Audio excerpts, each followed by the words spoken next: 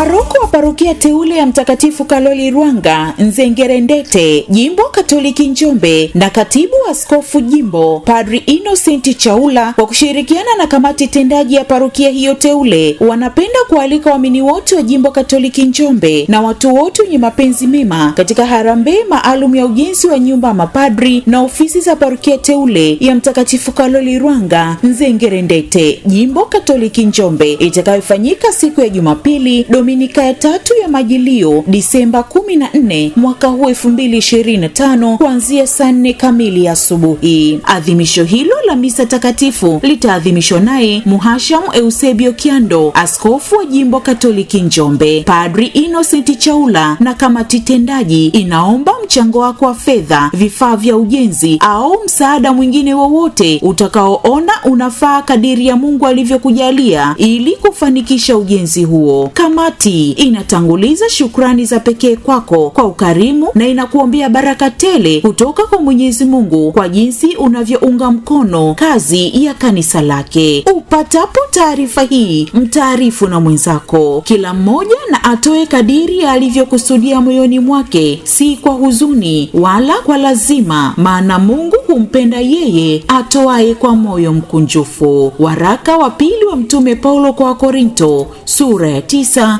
aya ya 7. Asante. Mkatoliki simama.